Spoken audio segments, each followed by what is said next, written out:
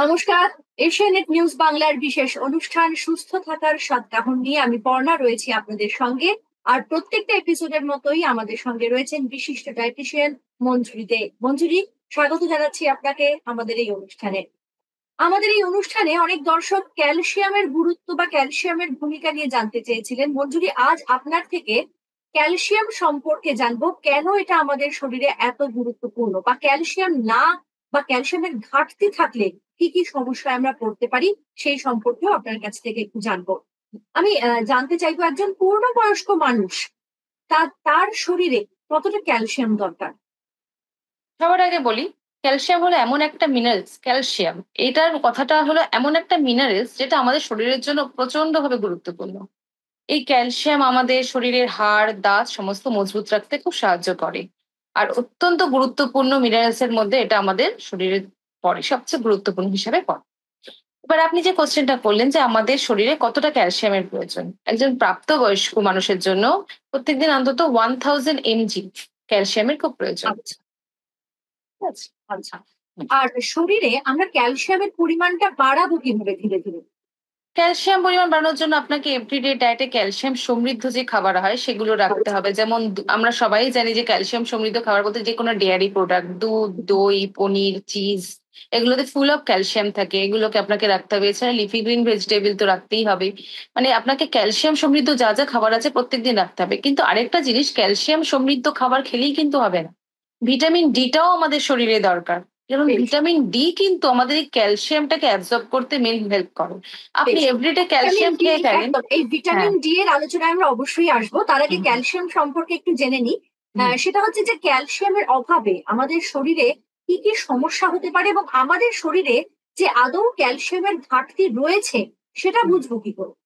সেটা বোঝার সবচেয়ে ভালো একটা উপায় হলো দাঁতের সমস্যা দেখা দেবে, আচ্ছা। আপনার হাড়ের সমস্যা দেখা দেবে, আপনার জয়েন্ট পেইন হবে। এছাড়া পেশিতে একটা টান অনুভব হবে। অনেক সময় আপনার একটা নার্ভে একটা আমরা আমরা খিঁচ অনুভব করি। অনেক সময় আচ্ছা। আমরা দেখি যে আমাদের একটা শিরায় টান দিচ্ছে। এই জিনিসগুলো খুব ক্লান্তি অনুভব হবে। এগুলো হলে বুঝতে পারবেন যে ক্যালসিয়ামের অভাব। এছাড়া আমরা সবাই জানি যে আমাদের একটা আর্থারাইটিস এর প্রবলেম থাকে, স্পন্ডিলাইটিস এর প্রবলেম থাকে। এই প্রবলেমগুলো হলো ক্যালসিয়ামের অভাবের থেকেই হয়। আমাদের হাতে পায়ে ব্যথা, জয়েন্ট পেন, এগুলো ক্যালসিয়ামের অভাবে হয়। এগুলো আমরা হলে বুঝতে পারবো যে আমাদের শরীরে ক্যালসিয়ামের ঘাটতি ঘটছে। বেশ।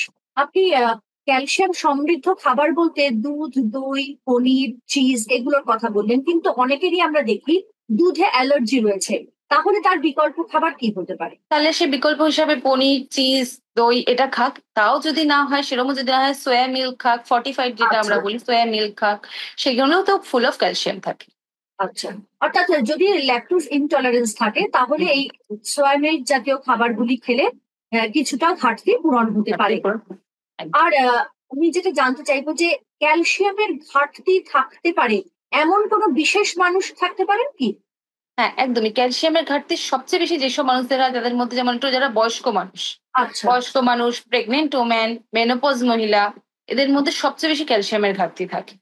এবার এখানে আমি একটু এক্সপ্লেন করে দিই। মেনোপজ মহিলা বলতে যেখানে বোঝাচ্ছে, মেনোপজ মহিলা আমরা সবাই জানি যে বয়স্ক লোকদের হয়, প্রেগনেন্ট ওমেনদেরও থাকে। কিন্তু মেনোপজ মহিলাটা হলো যাদের পিরিয়ডসটা বন্ধ হয়ে যাচ্ছে। যখন পিরিয়ডস বন্ধ হয়ে যায় তখন সেই সমস্ত মহিলাদের ক্যালসিয়ামের ঘাটতি খুব দেখা দেয়।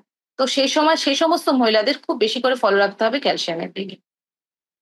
সুতরাং এই বয়স সন্ধিকালে যারা রয়েছেন, এই মেনোপজ যাদের হতে চলেছে বা হুম। হয়েছে, সেই হুম। সংক্রান্ত সেই মহিলারা এবং বয়স্ক মহিলারা বা বয়স্ক পুরুষ হুম। এবং তার সঙ্গে গর্ভবতী মহিলারা, অর্থাৎ যারা প্রেগনেন্ট, তাদের কিন্তু ক্যালসিয়ামের ঘাটতি হতে পারে, এবং এই মানুষটা কিন্তু অবশ্যই সেদিকে নজর দেবেন। গর্ভাবস্থায় অতিরিক্ত ক্যালসিয়াম কেন দরকার? আপনি এইমাত্র বললেন যে যারা প্রেগনেন্ট তাদের শরীরে ক্যালসিয়ামের ঘাটতি একটা দেখা যায়। এটা হুম। কেন? এই প্রেগনেন্ট ওমেনদের ভেতরে একটা ভ্রূণ থাকে যেখানে একটা শিশু ডেভেলপ করছে।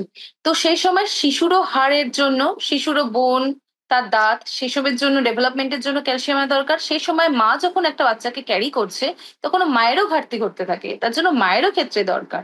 তো এই যে দুজনেরই শরীর ভালো রাখার জন্য, হাড় মজবুত রাখার জন্য, দাঁত মজবুত রাখার জন্য, এমনকি বাচ্চা মানে ভ্রূণটা সেই বাচ্চার হার্ট ভালো রাখার জন্য ক্যালসিয়াম খুব দরকার। এছাড়া এই সময় রক্ত জমাট বাঁধাতেও ক্যালসিয়ামটা খুব হেল্প করে।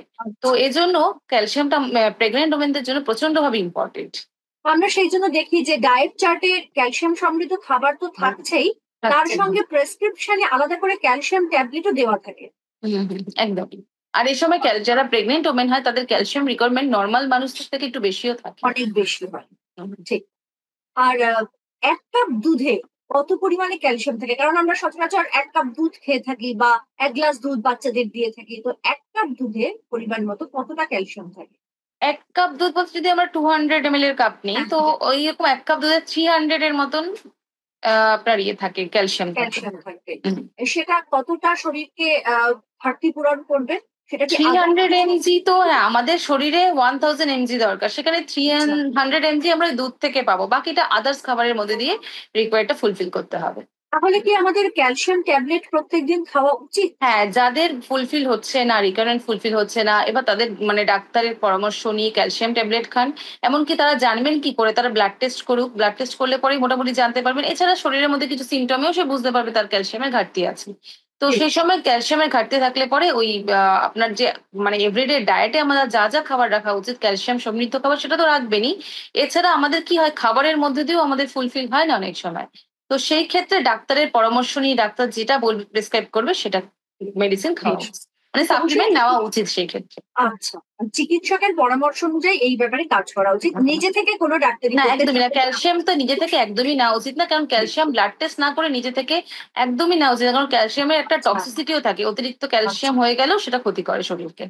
সুতরাং এই পয়েন্টটা কিন্তু ভীষণ ইম্পোর্টেন্ট। অনেকেই চান যে ক্যালসিয়ামের একটা ট্যাবলেট খেয়ে নিলাম। কিন্তু হুম, আদৌ সেটা আপনার শরীরে দরকার কিনা সেটা কিন্তু এক্সাক্টলি। অবশ্যই একটু চিকিৎসকের হুম, থেকে হুম। বা কোনো বিশিষ্ট ডায়েটিশিয়ানের থেকে জেনে নেবেন। একদমই তাই। দুধের থেকেও বেশি ক্যালসিয়াম রয়েছে এরকম কোনো খাবার রয়েছে কি? হ্যাঁ, দই, পনির, শাকসবজিতে, তারপরে আপনার মাছ যেটা উইথ বোন খেতে হবে। আমি মাছটা এটাই শুধু না, জানতে হ্যাঁ, চাইছিলাম যে আমিষ জাতীয় কোনো খাবার যারা একদমই নিরামিষ খেতে পারেন না, খেতে আমিষ পারবে। জাতীয় খাবার হ্যাঁ, হ্যাঁ। সেই খাবারগুলো সেখানে যদি মাছ খান, বোন উইথ বোন মাছ, ছোট মাছ যেটা হয়, সেই মাছ যদি খান ওখানে ফুল অফ ক্যালসিয়াম থাকে সেখানে। বেশ। এবার আমি ভিটামিন ডি এর প্রসঙ্গে আসবো। হুম। ক্যালসিয়াম আর ভিটামিন ডি এই দুটোর মধ্যে কি সম্পর্ক? ক্যালসিয়াম আর ভিটামিন ডি টা মানে একে অপরের সাথে জড়িয়ে আছে। মানে পরিপূরক যাকে বলে। পরিপূরক। এক কথায় বেশ। পরিপূরক। মানে ক্যালসিয়াম খেয়ে যাচ্ছি কিন্তু আমার বডিতে ভিটামিন ডি এর ঘাটতি রয়েছে তাহলে সেই ক্যালসিয়ামটা অ্যাবসর্বই করবে না বডিতে। তার জন্য ভিটামিন ডি আমাদের শরীরে পর্যাপ্তভাবে থাকা উচিত। তারপরে যদি ক্যালসিয়াম নেয় সে সময় ক্যালসিয়ামটা আমাদের শরীরকে অ্যাবসর্ব করবে। মানে ভিটামিন ডি অ্যাকচুয়ালি হেল্পই করে ক্যালসিয়ামটাকে অ্যাবসর্ব করতে। আচ্ছা। ঠিক আছে? এবার এই ভিটামিন ডি নিয়ে যদি আমরা একটু ডিটেইলস এ যাই, হ্যাঁ, হ্যাঁ। ভিটামিন ডি আমরা কোত্থেকে পাই আমরা সবাই মোটামুটি জানি। যে ভিটামিন ডি আমরা সূর্যালোক থেকে পাই। এছাড়া মাছের তেল, ডিমের কুসুম এগুলো থেকে ভিটামিন ডি পাওয়া যায়। তো ভিটামিন ডি আমাদের যখন আমাদের শরীরে যায় তখন আমাদের একটা হরমোন ইনক্রিজ হয়। সেইজন্য আমাদের ওই ক্যালসিয়ামের লেভেলটাকে অ্যাবসর্ব করতে হেল্প করে। ক্যালসিয়াম আমাদের অ্যাবসর্ব করতে হেল্প করে। হাড়ের ক্ষয় শুরু হয়েছে। এটা বুঝবো কিভাবে?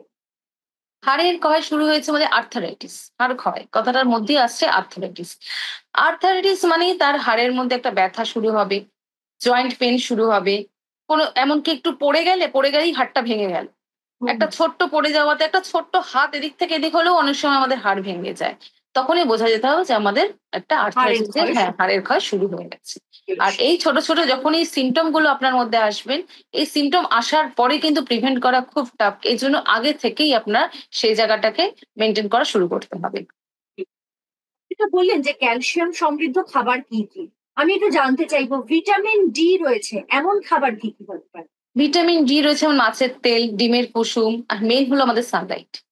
যেটা আচ্ছা। মেইন। সানলাইটের থেকে মানে আমরা ফুল অফ ভিটামিন ডি টা আমরা যদি মেইন পেয়ে থাকি সেটা আমাদের স্কিনের থ্রু আমাদের ডাইরেক্ট আমাদের ভিটামিন ডি টা অ্যাবসর্ব এটা করছে। কতক্ষণ কোন সময় অব্দি সানলাইট আমাদের সেটা এক্সপোজার টা সকাল দরকার? ১০ টার মধ্যে। সকাল ১০ টার পরে আচ্ছা। সানলাইট এর মধ্যে আমাদের ইউভি রে চলে আসে। সেটার আর কোনো ভ্যালু নেই।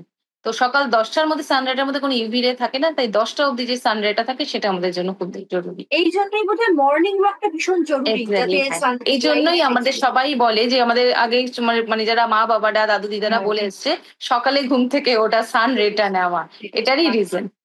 একদমই তাই। আর ক্যালসিয়াম আর ভিটামিন ডি এই দুটো কি একসঙ্গে খাওয়া যায়?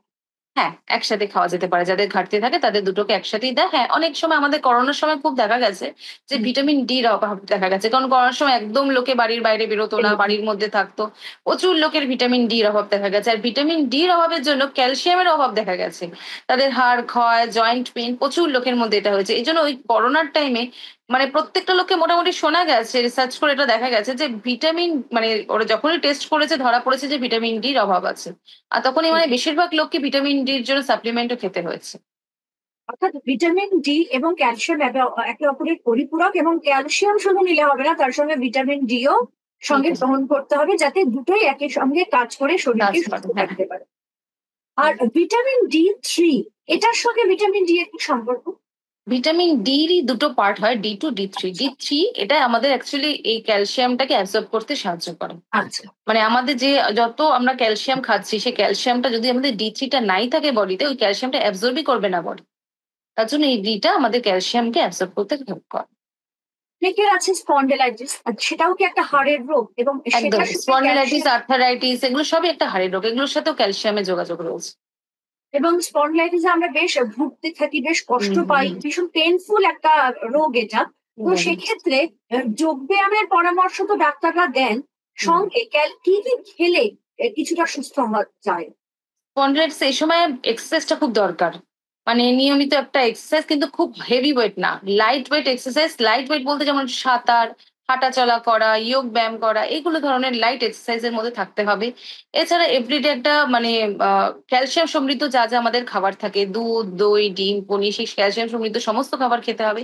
এছাড়া যদি যাদের খুব পেইনফুল মানে এক্সট্রিম লেভেলে চলে যাচ্ছে, তাদের ক্ষেত্রে বলবো ডাক্তারদের পরামর্শ নেওয়াটাই বেটার। চিকিৎসকের পরামর্শটা সবসময় জরুরি, তার কারণ আমরা হয়তো এমন ওষুধও খেয়ে নিতে পারি যেটা আমাদের শরীরের হিতে কিন্তু বিপরীত অ্যাকচুয়ালি করবে। কি হয়, আর্থারাইটিস, স্পন্ডিলাইটিস একটা সার্টেন লিমিটের অব্দি চলে যায়। তো সেই সময় কি আমাদের এতটাই কষ্ট মানে পেইনফুল হতে থাকে, সে সময় খাবার দিয়ে রিকভারির টাইমটা আর থাকে না। ঠিক ওই রিকভারিটার জন্য আমরা তখন তাড়াতাড়ি চাই, চেষ্টা করি যে কতটা তাড়াতাড়ি রিকভারি করা যায়, ঠিক, কারণ এতটা যতটা তাড়াতাড়ি পেইনফুল পেন নেওয়া কাটে। যায় না। হ্যাঁ, একদম। তো সেই সময়ের জন্য তখন ওই খাবারে আমরা সাপ্লিমেন্টটা তখন আমাদের খুব দরকার হয়ে যায়। এই জন্য আগে থেকেই আমরা বলি মানে 30 বছরের পরে আমাদের এই হাড় ক্ষয়ের চান্সেসটা খুবই বেশি থাকে। তার আচ্ছা। জন্য মোটামুটি যদি 30 এজ হবে তারপর থেকে মোটামুটি একটু ক্যালসিয়ামের দিকে নজর দেওয়াটা খুব দরকার। এবং সেটা কি ছেলে মেয়ে নির্বিশেষে, না মেয়েদের মেয়েদের বেশি? বেশি, মেয়েদের ক্ষেত্রে বেশি। কারণ মেয়েরা প্রেগনেন্ট হয়, সেই সময় তাদের শরীরে হাড়ের ক্ষয় খুব বেশি থাকে। এছাড়া মেয়েদের মেনোপজের চান্স থাকে, মেয়েদের মেনস্ট্রুয়েশনের থাকে, তো মেয়েদের বেশি হাড় ক্ষয়েরটা প্রবণতা দেখা যায় তুলনায় ছেলেদের। আমরা এর আগের এপিসোডে মেনস্ট্রুয়েশন নিয়ে আলোচনা করেছিলাম, সেখানে কি ক্যালসিয়াম শরীর থেকে বেরিয়ে যাওয়ার একটা প্রবণতা থাকতে পারে? ক্যালসিয়াম শরীর থেকে ওরম ভাবে বেরিয়ে যাওয়ার কিছু প্রবণতা না, কিন্তু এই সময় কি হয় আমাদের হাড়টা না মজবুত থাকে না। এসব আচ্ছা। দিনের পর দিন এরকম হতে হতে তারপরে কি এই সময় যে আমাদের যে হরমোনটা যখন মেনোপজ মহিলা যাদের হয় মানে বন্ধ হয়ে যায় পিরিয়ডস, তো সেই সময় কি হয়, মেনোপজ মহিলাদের পিরিয়ডসটা যখনই বন্ধ হয়, যখন হরমোনের ক্ষমতাটা তার বন্ধ হয়ে যাচ্ছে, একটা জায়গায় গিয়ে আটকে যাচ্ছে। যখন আটকে যাচ্ছে তখন তার আদার্স শরীরে কিছু মানে দেখা যাচ্ছে, প্রবলেম দেখা স্টার্ট হচ্ছে। দেখা তো যাচ্ছে। সেই সময় এই ক্যালসিয়ামের মানে হাড়ের ক্ষয়ের প্রবণতাটা খুব বেশি দেখা যায়, ক্যালসিয়াম ডেফিসিয়েন্সিটা খুব বেশি এই সময়টা থেকেই শুরু হয়। বয়স্করা যারা বাড়িতে রয়েছেন তাদের মধ্যে 90% মুখে শুনেছি বাতের ব্যথা, বা আর্থারাইটিস তো একরকম রইলো, বাতের হুম। ব্যথা বা অস্টিও আর্থারাইটিস এর প্রবলেম একটা হতে পারে। তো সেক্ষেত্রে তারা এই যন্ত্রণা কমানোর জন্য কি করবেন? এটা একই জিনিস, এটা হাড় ক্ষয়। হাড় ক্ষয় যদি হতে থাকে তো আলটিমেটলি যদি ক্ষয় হয়ে যায়, তার আগে প্রিভেনশন প্রথম থেকেই নিতে হবে, এভরিডে হেলদি ডায়েট মেনটেন করে নিতে হবে। আর তারপরে হয়ে গেলে পরে সাপ্লিমেন্ট ছাড়া তো কোনো অপশন নেই, সাপ্লিমেন্ট নিতে হবে। এভরিডে একটা ব্যায়াম মানে প্রয়োজন, প্রত্যেকদিন একটা ব্যায়ামের মধ্যে থাকতে হবে। আর হ্যাঁ, যাদের হাড় ক্ষয়, এই হাড়টা না একটা বয়সের পরে আমাদের হাড়ের ঘনত্বটা কমে যেতে থাকে। তো ঠিক। তখন হাঁটা মানে চলা, যেটাকে বোন ডেন্সিটি বলে। বোন ডেন্সিটি বলি, ঠিক। সেটা আমাদের ওটা আস্তে আস্তে কমে যায়। যখন হুম। কমে যেতে থাকে তখন আমাদের এভরিডে কি দরকার, একটুখানি হেভি ওয়েট নিয়ে এক্সারসাইজ করা, হাঁটা চলা, ব্যায়াম, এই ধরনের এক্সারসাইজ গুলো আমাদের এই হাড়ের মজবুতটাকে বজায় রাখতে সাহায্য করে। তার জন্য এক্সারসাইজের মধ্যে আমি সবসময় থাকতে বলবো, বিশেষ করে ক্যালসিয়ামে যখন হাড় ক্ষয় হতে থাকে মানে 30 যখন এজ ক্রস করে যায়, তখন অ্যাটলিস্ট যদি এক্সারসাইজের মধ্যে হয় যে আমাদের হাড়টা মজবুত থাকে। আচ্ছা, আপনি তো অবশ্যই একটা এক্সারসাইজের পরামর্শ দিলেন। তাদের পাতে, খাবারের পাতে কি কি থাকবে যদি সেই ডায়েটটা একটু বলে দেন, যারা 30-এর পরের বয়সের মহিলারা রয়েছে তাদের জন্য? এভরিডে তাদের যখন তারা যদি ভেজিটেরিয়ান হয় তাহলে একটা রকমের, তারা নন ভেজ এক রকমের, ভেজিটেরিয়ান যারা থাকবে তাদের ক্ষেত্রে আমি বলবো তারা দুধ, দই, পনির, চিজ এগুলো ভালোভাবে খান, এছাড়া লিফি ভেজিটেবল খান। আর যারা নন ভেজিটেরিয়ান তারা দুধ, দই, পনিরের সাথে মাছটা ভালো করে নেবেন, যেটা উইথ বোন খাওয়া যায়, এরকম ছোট মাছ বাচ্চাদের ক্ষেত্রে দেবেন ভালো করে, যাতে তাদের দাঁত বা হাড় মজবুত হয়। তো সেই হিসাবে যেন মাছটা ভালোভাবে থাকে, লিফি ভেজ থাকে। তো এই এই ডায়েটটা অ্যাটলিস্ট এভরিডে আপনাদের পাতে যদি এটা থাকে, মোটামুটি কিছুটা প্রিভেন্ট করতে পারবে। কিন্তু আপনি যে পরিমাণটা বলেছিলেন, যে পরিমাণ ক্যালসিয়াম ইনটেক করা দরকার, সেটা কি এই ডায়েটের সঙ্গে ডায়েটে ঘাটতি পূরণ হয়ে যাবে, নাকি তার সঙ্গে আরো কিছু সাপ্লিমেন্ট দরকার হবে? যদি তার মানে আমাদের শরীর নিজে থেকে কিছু ক্যালসিয়াম নিজেই তৈরি করে, কিছু আমাদের শরীর নিজে থেকেই তৈরি করে, আচ্ছা, বা শরীর নিজে থেকে তৈরি করার পরেও আমাদের কিছুটা থাকে, সেটা আমরা খাওয়ার মধ্যে দিয়ে পেয়ে যাই। এবার তার যদি ঘাটতি মনে হয় যে হ্যাঁ শরীরে বিভিন্ন সিমটম দেখা দিচ্ছে, হয়তো দাঁত পড়ে যাচ্ছে বা দাঁত ভেঙে ভেঙে পড়ে যাচ্ছে, বা হাড়ে খুব ব্যথা মানে জয়েন্ট পেন হচ্ছে, এই ধরনের ছোট ছোট সিমটম যদি তার মধ্যে মনে হয়, তাহলে তার একবার ক্যালসিয়াম টেস্ট করে নেওয়া উচিত। যদি টেস্টে দেখা যায় যে হ্যাঁ ক্যালসিয়াম লেভেল কম আছে, তাহলে সাপ্লিমেন্ট নিক, তার সাথে যে এভরিডে তার ডায়েটে খাবারও রাখুক। সাপ্লিমেন্ট তো সারা জীবন কারো চলতে পারে না বা খেতে পারে না, একটা সাপ্লিমেন্ট নিয়ে একটা লিমিটেড একটা জায়গাতে এসে তারপরে এভরিডে ডায়েটটা মেনটেন করলে পরে সে সারা জীবন আশা করে সুস্থ থাকবে। অর্থাৎ শুধুমাত্র সাপ্লিমেন্ট বা শুধুমাত্র ওষুধের উপর নির্ভর নয়, ডায়েট কিন্তু ভীষণ ইম্পর্টেন্ট এই ক্যালসিয়ামের ঘাটতি পূরণ করার জন্য শরীরের মধ্যে। এবং ক্যালসিয়াম যদি ঠিকঠাক পরিমাণ শরীরে না থাকে, তাহলে সমূহ মানে কষ্ট পাওয়ার সম্ভাবনা রয়েছে 30-এর পর থেকে, সেটা মহিলাও কি পুরুষ, তাই তো? কিন্তু একটা কথা ছোট্ট বলবো, যে ক্যালসিয়াম কিন্তু কেউ নিজের থেকে নেবেন না, কারণ ক্যালসিয়ামের কিন্তু টক্সিসিটিটা ডেঞ্জারাস লেভেলের রয়েছে। যখন ক্যালসিয়ামের পরিমাণ আমাদের রক্তে খুব বেড়ে যায়, তখন এটাকে আমরা হাইপার ক্যালসিয়াম বলি। এবার সেই সময়টা কি হয়, আমাদের একটা ভমিটিং, নজিয়া, বিভিন্ন রকমের একটা মানে খাওয়ার খিদে ভাবটা থাকে না, এই ধরনের কিছু দেখা যায়। এছাড়া আমাদের কিন্তু কিডনিতে স্টোন জমারও চান্সেস থাকে সেই থেকে। তার জন্য যদি মানে ক্যালসিয়াম যখন মনে হবে যে আমরা নিচ্ছি, সেটা ডাক্তারের পরামর্শ নিয়ে বা ব্লাড টেস্ট করার পরে যদি দেখেন আপনার ঘাটতি আছে, তখনই নেবেন। নিজের থেকে যদি আপনারা ক্যালসিয়াম নেন বা ক্যালসিয়ামের টক্সিসিটি বেশি হয়ে যায়, তাহলে কিন্তু আদার্স কিছু সিমটমও দেখা দেবে। একদম হিতে বিপরীত হতে পারে, শরীর আরো অসুস্থ হয়ে পড়তে আরো পারে, অসুস্থ হতে পারে। নিজেকে সুস্থ করতে গিয়ে আরো অসুস্থ হয়ে পড়বেন। একদম। সুতরাং সাধু সাবধান, আগে থেকেই সতর্ক হন এবং অবশ্যই বিশেষজ্ঞের পরামর্শ নিন। একদম। অনেক ধন্যবাদ মঞ্জুরি, আমাদের সাথে কথা বলার জন্য। খুব গুরুত্বপূর্ণ তথ্য কিন্তু আজকে পেলাম আমরা আপনার কাছ থেকে। আজ আপাতত এইটুকুই। সুস্থ থাকার স্বাদ কাপড় অনুষ্ঠানটি আপনারা দেখতে পাবেন প্রত্যেক শনিবার ঠিক বিকেল 6টায়। নমস্কার। নমস্কার। আমাদের ভিডিও ভালো লাগলে লাইক এবং শেয়ার করুন। কমেন্ট সেকশনে গিয়ে জানান আপনাদের মতামত।